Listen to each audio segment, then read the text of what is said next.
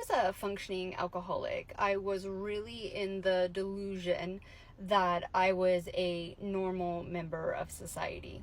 And the reality is, now that I don't drink alcohol by choice, that you are a normal member of society. And yet when you don't consume alcohol by choice, people look at you like you're really strange. And I'm sitting there looking at these realities and observing what the last kind of decade, almost 2 decades plus, of me being the observer on the other side of how society has really put us in a chokehold around alcohol. Because even if you are consciously aware that your drinking might be affecting certain areas of your life, you can still get away with it because society doesn't deem it as bad like it would if you were a functioning crackhead. The first time I gave up alcohol was because of my fertility struggles.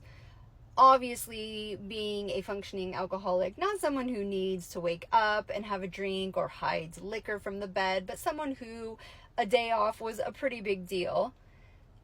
I realized that that could be contributing to the issue. And then the science came out behind even one glass of wine destroying the gut microbiome. And I knew at that stage that my gut health was literally the root cause of my fertility issues. So I did go cold turkey, and I did it. I got pregnant with an IVF baby. I didn't drink for over a year, and I thought that was it. Like, I was not going to drink again. And that was complete bullshit. I fell so hard back into the same looping pattern, and even though it changed, I definitely didn't have the tolerance I had before for alcohol, but I definitely had the appetite and the desire to drink. The second time I quit alcohol is when I got pregnant naturally. So once again, I had a long time off. I thought that was going to be it, and it just wasn't.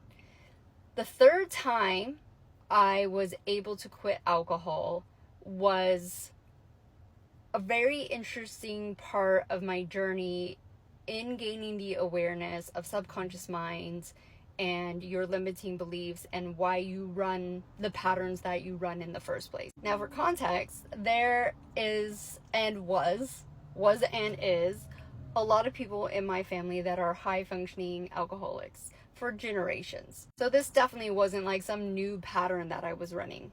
And I didn't have all the knowledge that I have now, and I didn't have the techniques that I have now to easily move through these things. But I knew that if I subconsciously told myself enough that I wasn't going to drink anymore, that drinking didn't define me, I didn't need it when I was bored, I didn't need it to calm down.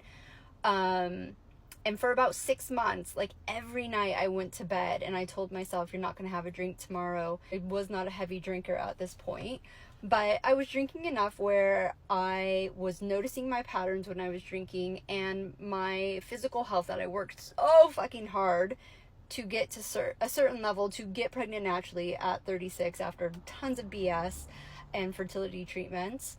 I saw my health declining again, and I did not want that for myself. So I told myself 6 months every single night. And even if I fucking knew, I was like, you are gonna drink tomorrow because it's gonna be really fucking boring at 2:30 in the afternoon.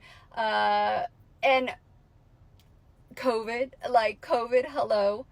And I woke up one day and I set a date, and I said to my husband, who I've been with for 24 years and obviously knows me pretty well, I said, I'm going to stop drinking April 1st. He said, no way. Like, you're going back home for Easter. Your whole family is going to be intoxicated. There's no way you're not going to do that. And I was like, no, I feel it. Like, I feel it in my bones this time that I'm not going to cave. And I haven't. 2.5 years later, I have had one glass of champagne to celebrate our 20-year anniversary. And it was nice. It was nice to have it again, but it wasn't the same feeling. It wasn't the same emotion. It wasn't the same connection that I had for so long during my life and alcohol. But if there is something in your life like alcohol or sugar or social media or like whatever fucking addiction that you are running, and you are consciously aware that it's not serving you anymore, it's not fun anymore, it's not getting you to your ultimate goal. Know that there are easy, accessible ways to dig into those patterns, get into that subconscious mind, even if it's just what I did. I mean, it took a fucking long time, and trust me, you can go a lot quicker than 6 months, but repeating that mantra to yourself that you don't want that anymore. And then the second thing you have to do, you have to understand, is that you have to show up for yourself. There were absolute moments, especially when my kids were triggering me, that I wanted to fucking drink. One moment, I remember I had to take myself off, and I was at my mom's house, and I had to go float in the pool. And I could hear the kids like going crazy. They were safe, but they were going crazy. And my mom was on the phone to my uncle. She's like, I can't find Monica.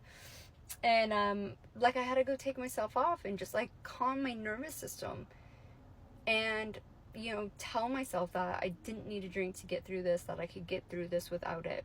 So there was definitely moments that were hard, but as long as you're showing up for yourself in that physical way and doing the subconscious reprogramming, it's doable.